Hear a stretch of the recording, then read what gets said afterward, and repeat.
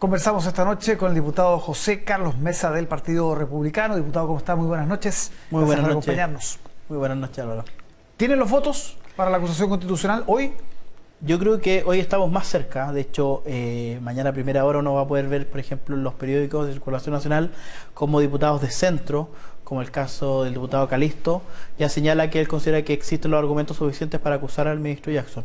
Esta acusación ha seguido un derrotero, por así decirlo, distinto al de las otras dos acusaciones que habíamos presentado, que era la de Isquiasiche, que partió muy abajo en la cantidad de votos, la de Giorgio Jackson, que estuvo muy cerca, la de enero, y esta yo creo que cada día se acerca, cada minuto se acerca a alcanzar los votos necesarios para lograr pasar al Senado. ¿Por qué esta podría ser distinta? Porque en este caso la cantidad de hechos que están involucrados por un lado, y por otro la conmoción pública que ha generado toda esta ola o ese tsunami de corrupción, ha generado la necesidad por parte de muchos partidos y conglomerados de exigir la responsabilidad política al ministro Jackson. Responsabilidad política que el presidente de la República no ha estado dispuesto bajo ningún respecto a tomar.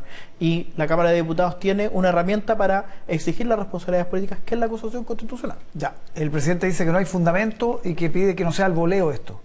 Bueno, yo creo que el presidente podría entregarnos la boleta de cristal con la que leyó la acusación constitucional que no ha tenido en sus manos. Los fundamentos van a estar el día lunes y yo le pediría al presidente que dejara un poco este rol de comentarista que ha ido asumiendo y se dedicara al rol para el cual fue electo, que es el de presidente de la República, y se dedicara a gobernar. Y uno de esos actos que nosotros esperamos que pueda ejercer como presidente de la República es hacer efectiva la responsabilidad del ministro Jackson. Ahora, no es como el mismo error que ustedes criticaban de la UDI, ¿no? Esta carta que finalmente afirmó más al ministro que buscaban sacar. Yo creo que son situaciones totalmente distintas. Nosotros lo que estamos haciendo es ejercer nuestro rol que la Constitución y las leyes nos entregan. Estamos utilizando una herramienta institucional que va a ser evaluada por nuestros pares en la Cámara de Diputados. Y ya vemos cómo la UDI, Renovación Nacional, Yevópolis y ahora algunos diputados de centro de a poco se han ido sumando. Son situaciones yo creo que totalmente distintas. Si pasa la Cámara, ya está. ¿Usted da por hecho que en el Senado se aprueba? Yo creo que lo que hemos visto de incluso senadores que son cercanos al gobierno, o sea, que son de partidos de gobierno, senadores del Partido Socialista, que han señalado que el ministro Jackson es uno de los principales responsables políticos de todos los casos de corrupción que hemos visto, ellos tendrán que después hacerse cargo. Ahora, espero que pongan sus votos donde ponen sus titulares. Sí, ahora, por ejemplo, Fidel Espinosa, que ha sido el más crítico de Giorgio Jackson, él dice, yo estoy en desacuerdo con él, es un mal ministro, tiene que salir, pero no hay mérito constitucional. Ojo, son cosas distintas. Sí. Es que él tampoco ha visto la acusación que nosotros vamos a presentar. Yo lo que les pediría es que tuvieran un poco menos de ansiedad. Yo sé que hay mucho interés de todo el espectro político de aparecer, ganar los minutos de televisión que entrega, ser duro contra el ministro o defender al ministro, pero yo les pediría que tuvieran un poco de paciencia. La acusación va a ser presentada el día lunes y los argumentos van a estar para que los puedan sopesar. Pero el fundamento central, ¿cuál es? ¿El tema del comité de auditoría, siendo todavía Jackson ministro, o es otro? Los hechos en concreto van a ser presentados en el texto de la acusación. Lo que sí yo le puedo adelantar con toda responsabilidad es que aquí hay un concepto que va a trasuntar toda la acusación constitucional, que es el de la probidad. Probidad, que es un principio constitucional que está contenido en el artículo 8 de nuestra Constitución y que los ministros de Estado están obligados a respetar. Una de las causales que nosotros vamos a invocar es justamente el violar la Constitución, en este caso el artículo 8. Muchos analistas dicen que con esto básicamente ponen al gobierno en un callejón sin salida. O se va, o avanza la acusación constitucional. ¿Esa es la idea?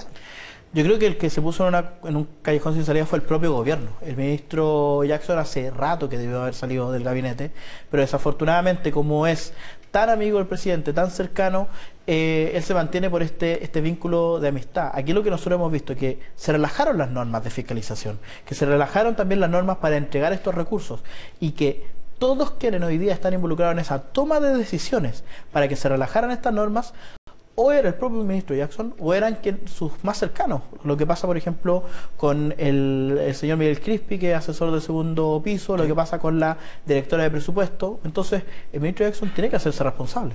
Escuchó hoy día el ministro de Hacienda sobre la explicación respecto a este cambio en el criterio del Comité de Evaluación. Él dice que viene del gobierno anterior, del gobierno de Piñera. Sí, viene efectivamente del gobierno anterior, del gobierno de Piñera. Lo que no viene del gobierno anterior es la corrupción. Yo creo que aquí hay que separar dos cosas. Abrir o allanar el camino para entregar ciertos recursos de cierta forma es una cosa, pero de ahí a tratar de culpar al empedrado y no hacerse cargo de la corrupción que está enquistándose dentro del gobierno. Aquí el punto es el siguiente, Álvaro.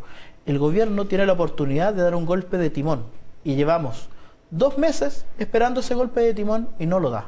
Entonces, si el gobierno no lo va a dar, es responsabilidad de la oposición intentar darlo. La UDI dice que si Jackson renuncia, la acusación constitucional llega hasta ahí nomás. ¿Ustedes están de acuerdo? Nosotros vamos a evaluar si es que ese hecho se concreta. Hoy día, con las condiciones que están dadas, la acusación constitucional va. Yo no me voy a adelantar a una decisión que corresponde a la bancada si es que las condiciones cambian. Pero cambia el contexto, o sea, si ya Jackson no es ministro o van por algo mayor, por dejar sentado un precedente, por inhabilitarlo por 5 años. Pase lo que pase. Ese es el punto, que ambas posturas, ambas soluciones creo yo que tienen sus méritos y también tienen sus contras.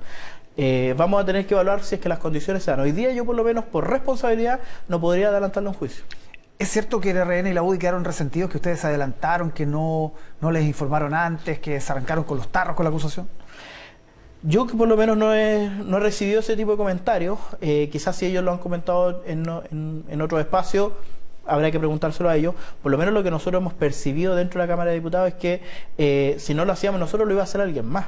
Si no lo anunciábamos nosotros, lo iba a anunciar alguien más. Pero también hay que considerar, Álvaro, que cuando nosotros hicimos el anuncio de que estábamos preparando los antecedentes y estudiando los antecedentes para acusar no solo al ministro Jackson, sino que también al ministro Montes, se sumaron a ese punto de prensa diputados de Renovación Nacional, como el caso del diputado Radbeg o el caso del diputado Castro.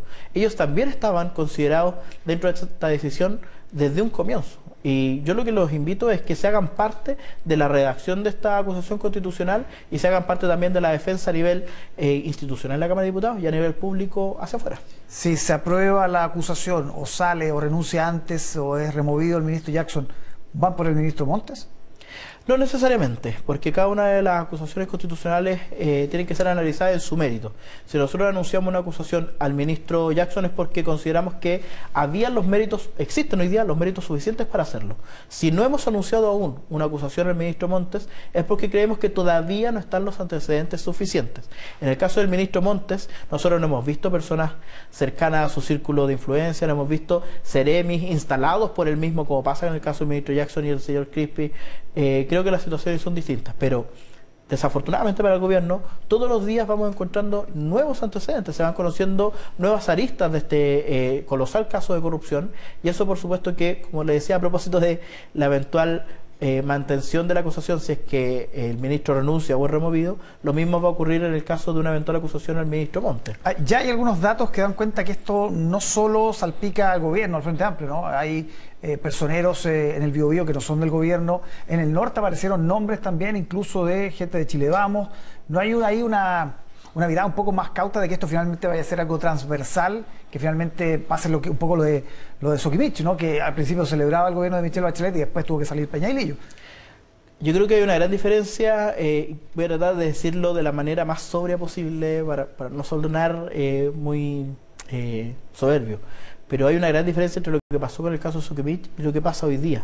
Si es que llegase a ocurrir ese escenario que usted plantea, es que nosotros estamos resueltos a perseguir la corrupción, esté donde esté y lleguemos donde lleguemos. Nosotros nos vamos a parar en la persecución de la corrupción. Y yo estoy seguro que nuestros vecinos cercanos, como el caso de Chile Vamos, tampoco van a claudicar en esta lucha. Y estoy convencido también que incluso quienes dentro del gobierno, como el caso de los senadores de Urresti, el senador Espinosa, tampoco van a bajar los brazos para perseguir la corrupción. Nosotros tenemos que parar esto de raíz, porque esto no se trata de gobierno o oposición, izquierdas o derechas. Esto se trata del país completo y de nuestra institucionalidad. Bien, diputado Mesa, muchísimas gracias por acompañarnos esta noche.